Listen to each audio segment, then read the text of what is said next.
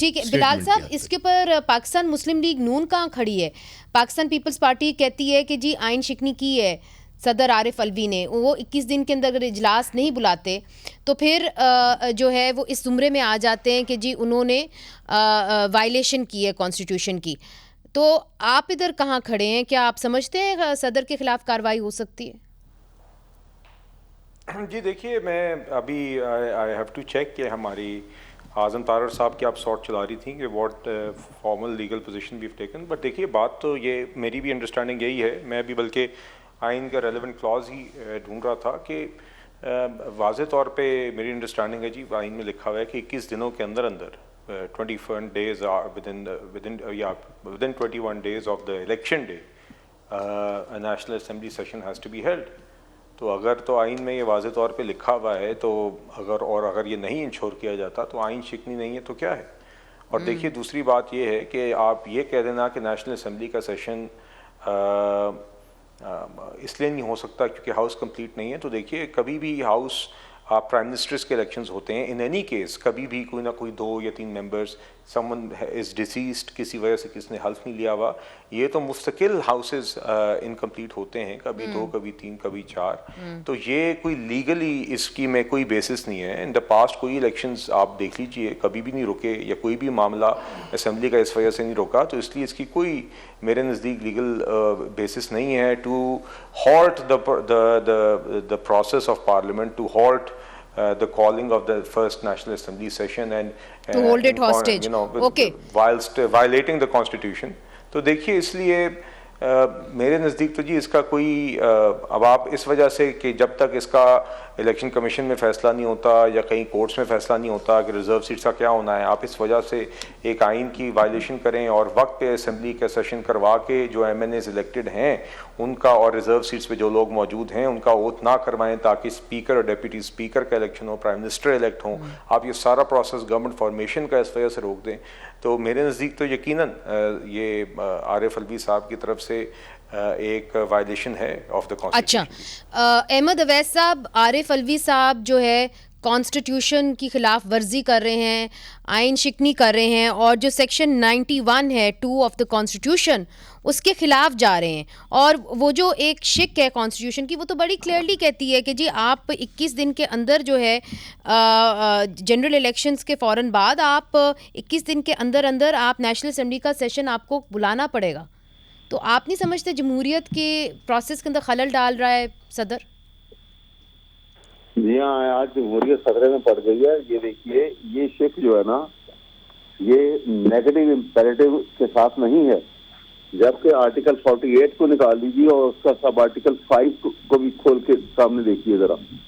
अच्छा, article 48 sub article 5, ठीक है, उसमें है it is about the election on the dissolution of assembly. तो है कि appoint a person not later than 90 days। Sir ये डिसोल्यूशन ऑफ असेंबली तो नहीं हुई है ना, ये तो इलेक्शंस हुए हैं और नई असेंबली बनी है। सवाल ये है कि ये डिसोल्यूशन ही, मैं आइन की शिक तो देखा ना उसको, हर आर्टिकल 48, ठीक है जी। आर्टिकल 48 कहता है कि when the president dissolves the national assembly notwithstanding anything contained in clause 1 he shall appoint a date not later than 90 days। अच्छा, मगर सर वो डिसॉल्व नहीं हुई ना, दैट इज द प्रॉब्लम।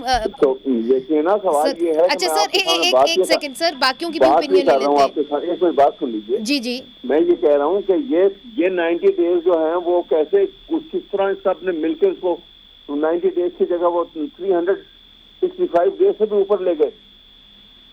वो शिक नहीं टूटी कॉन्स्टिट्यूशन की। अच्छा ओके, आप उसको कंपेयर करें। सो अगर पहले टूट गई तो व्हाई नॉट नाउ सरदार साहब?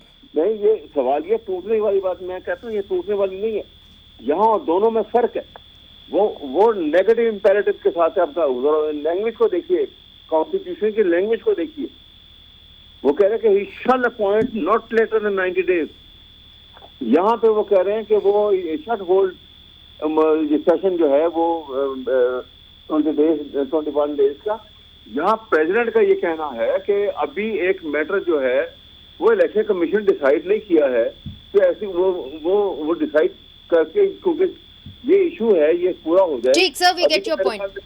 और दूसरी एक और पॉइंट भी है कि अभी तो जो उसकी नोटिफिकेशन जो है, गैजेट नोटिफिकेशन भी इन्होंने रिटर्न कैंडिडेट की नहीं निकाली अभी तक। अच्छा नाउ सर इधर ही रुक जाएंगे, इम्पोर्टेंट पॉइंट है जी। रिटर्न देखिए, इलेक्शन कमीशन की जो प्रोसीडिंग है उसको आप असेंबली के सेशन से लिंक नहीं कर सकते।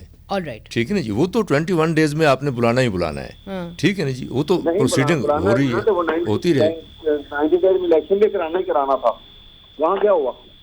वो कह रहे हैं 90 दिन के अंदर भी तो इलेक्शन कराना था, वो उसका क्या हुआ जो अदालत ने कहा था? जी, जो अदालत ने कहा था, तो अदालत ने ही कॉन्स्टिट्यूशन कह रहा था उनको, वो क्या है ना जी, मतलब इसमें जो पार्टियां थी, हम जो पीपल्स पार्टी थी, हमारा मकसद तो यही था कि 90 दिन के अंदर इलेक्शन हो जाए। हमने तो बारहा ये कहा। अच्छा, मगर इसके अंदर बिलाल साहब की जानिब जाते हैं। बिलाल साहब, इधर अहमद अवैस साहब कहते हैं कि जी पहले भी तो अदालत ने कहा था कि 90 दिन के अंदर इलेक्शंस कराओ, आपने नहीं किया, तब आइन शिकनी नहीं हो रही थी। जी देखिए, बात यह है कि वो एक, अगर तो नंबर 1 ये इस सवाल का जवाब ही नहीं है। अगर तो ये इसका मतलब ये है कि अहमद अवैस साहब यहाँ पे बहस हार गए, या तो तस्लीम कर लेंगे, चलें जी मैं मान लेता हूँ ये गलत है, मगर वो भी तो गलत था। तो अगर तो उनकी बहस ये है तो चलें पहले तो ये तस्लीम कर लें, फिर हम दूसरी बात पे आ जाते हैं कि उस टाइम पे वो कहते हैं कि ये एक रिक्वायरमेंट है। अच्छा जी, चलें, he is right if that is your argument, that's an excellent argument. मैं आपको सर इस पे मुबारकबाद पेश करता हूँ। देखिए, बात ये है कि उस टाइम पे 90 दिन में इलेक्शन क्यों नहीं हुए, वो आपके सामने है। वो पूरी एक दास्तान है, वो 4-3 और 3-2 के फैसले की दास्तान है, वो कोर्ट की जानिबदारी की दास्तान है, वो एक पूरा एक अलहदा बहस है। और वो भी अगेन, वो फैसला भी किसी जमात ने नहीं किया, वो इलेक्शन कमीशन ने ही किया था, और उसके बाद फिर कोर्ट्स में मामला गया और ऊपर तक गया। तो देखिए, अब यहाँ पे अगर आप आ जाएं तो इसका मतलब यही हुआ कि आपने भी लैंग्वेज अगर निकाली तो आपने 90 दिन के इलेक्शन की निकाली, तो आपने ये तो तस्लीम कर लिया कि 21 दिन के अंदर इलेक्शन यहाँ पे होने लाजिम है। दोनों बातों का कोई ताल्लुक नहीं है जी। असेंबली का सेशन 21 दिन के अंदर कॉल ऑन होना एक आइनी रिक्वायरमेंट है, ये होना चाहिए है। इसका रिजर्व सीट्स के फैसले के साथ कोई ताल्लुक नहीं है। ये बात वाज़ेह होनी चाहिए। ये हम जितना मर्जी बहस कर लें, ये फैक्ट नहीं बदलेगा।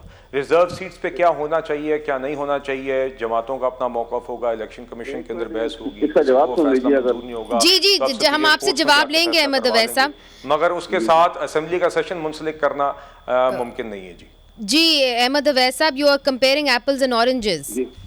मैं आपको ये कह रहा हूँ, देखिए, ये आर्टिकल 91 का आर्टिकल 4 को भी साथ पढ़िए, इसके सब आर्टिकल 4 इसका जी। सब आर्टिकल 4 कहता है, the prime minister shall be elected by the vote of the majority of the total membership of the national assembly. अब टोटल मेंबरशिप में वो रिजर्व सीट भी सारी और माइनॉरिटी सीट भी सारी आ जाती है। वो उनकी मेजॉरिटी से, वो सिंपल मेजॉरिटी से जो प्राइम मिनिस्टर को इलेक्ट किया जाएगा।